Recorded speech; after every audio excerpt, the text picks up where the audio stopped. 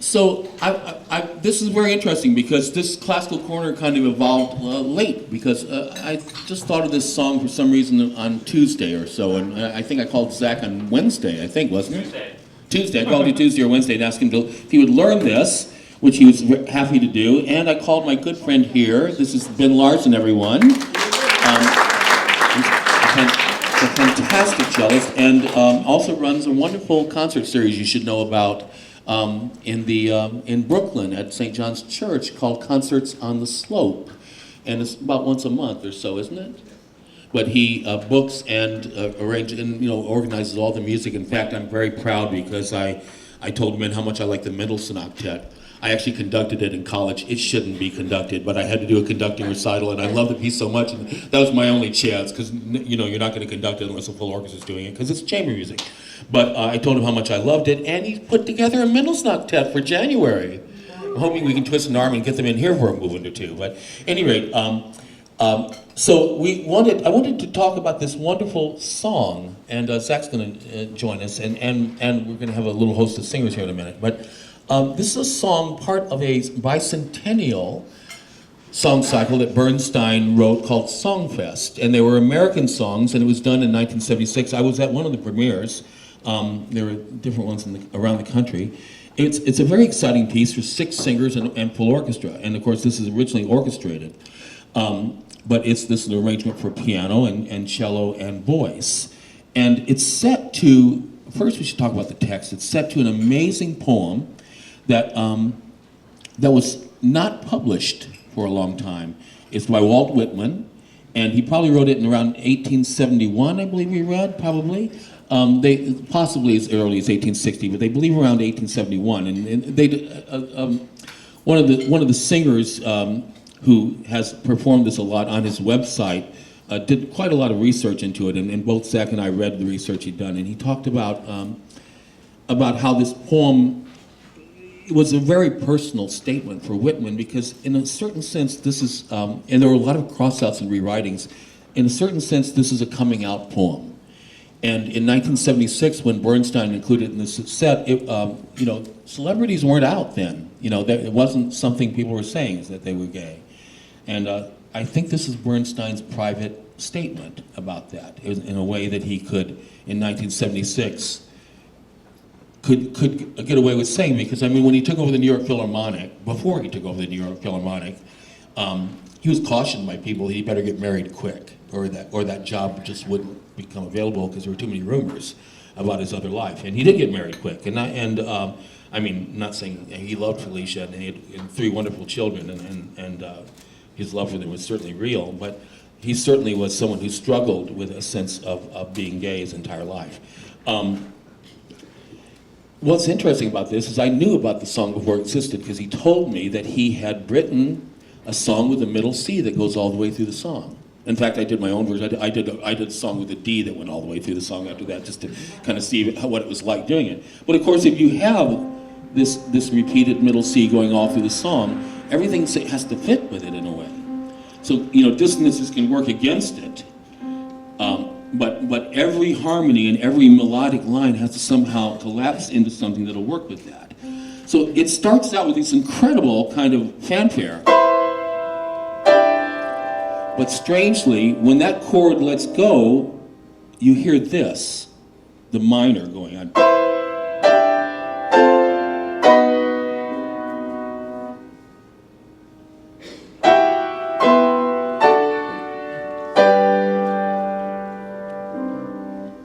And this chord floats through. It's more effective in the orchestra.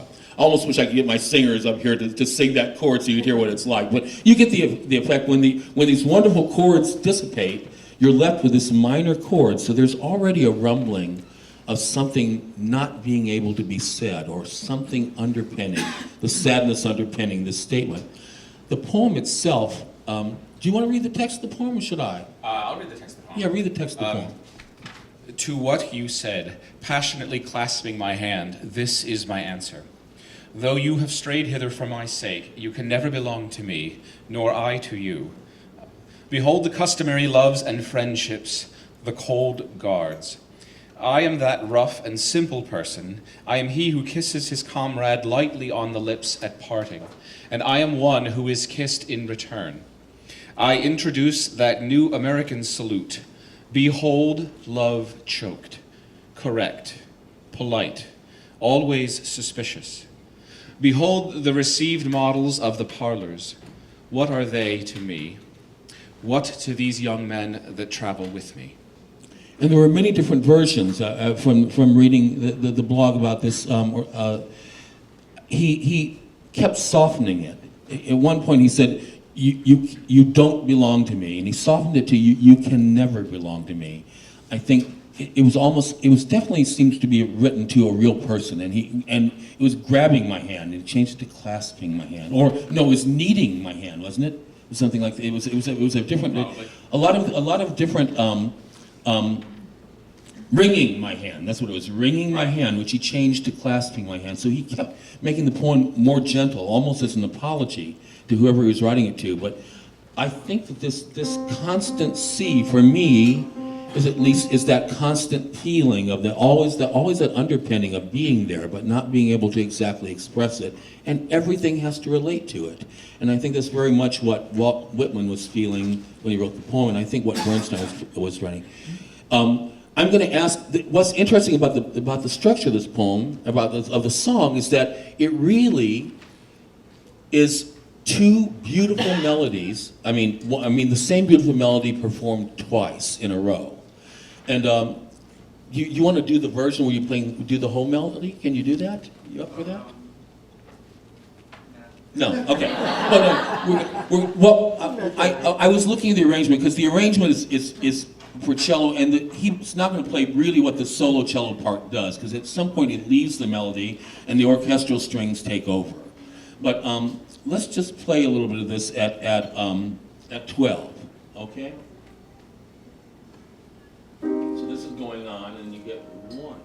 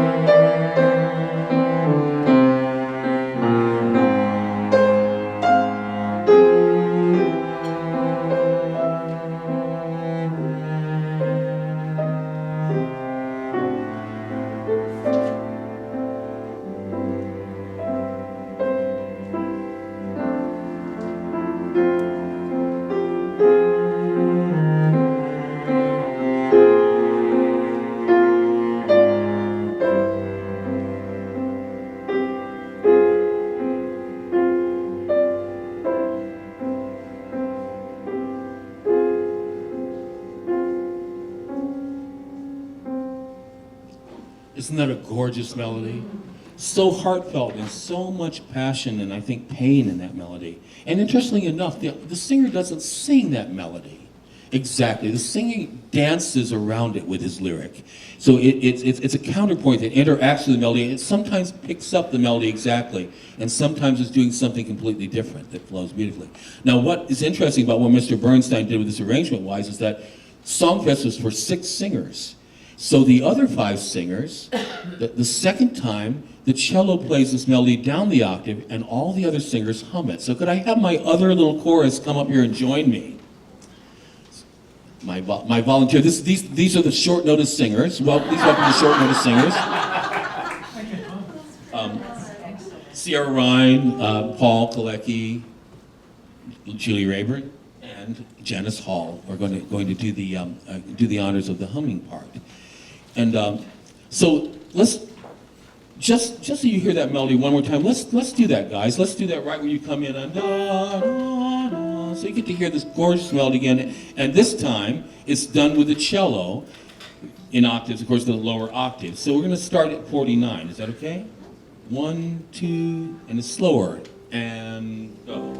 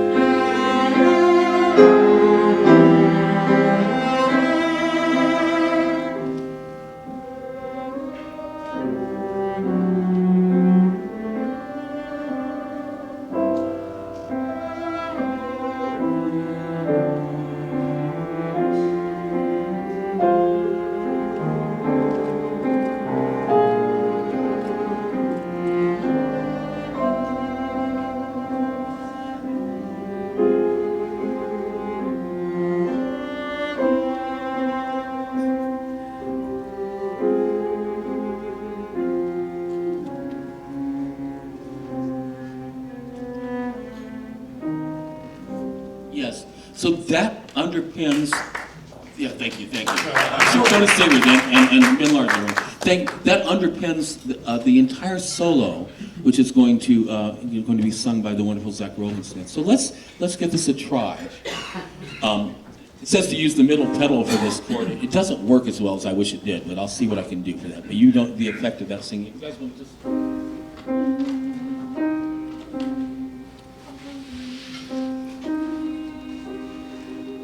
Just hum and rebreathe. Just do that really softly through this whole opening. Once I play the first chord, and I'll cut you off. Ready?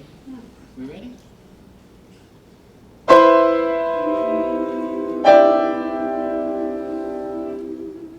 No, that's not going to work. So that was just a crazy idea. Let's do it the way you want. Do you want to open the piano? Huh? Do you want to open the piano? No. Here we go. And.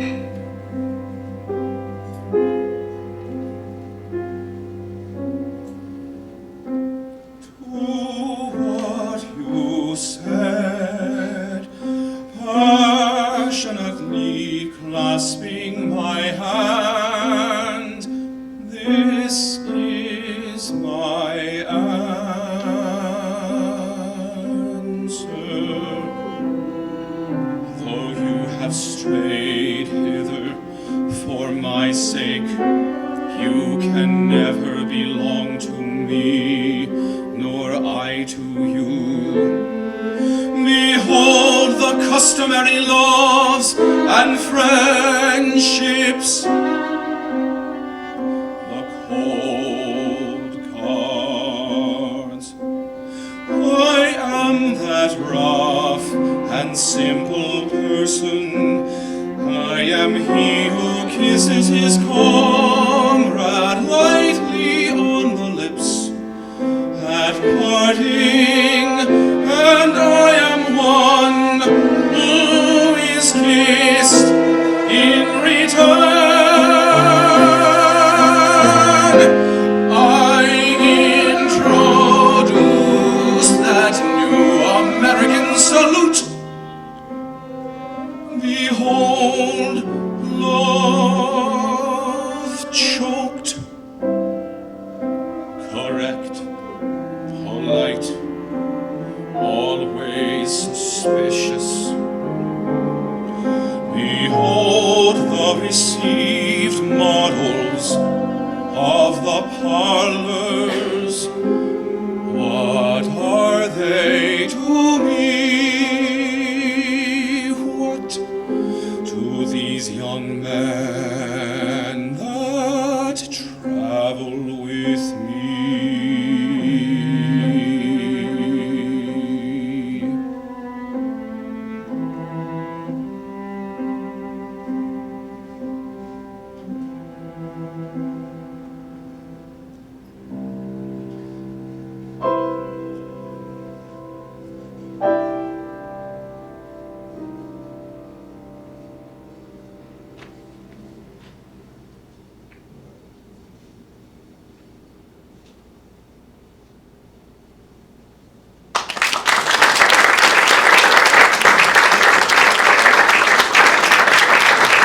Wobensmith, Larsen, and the short notice singers, everyone.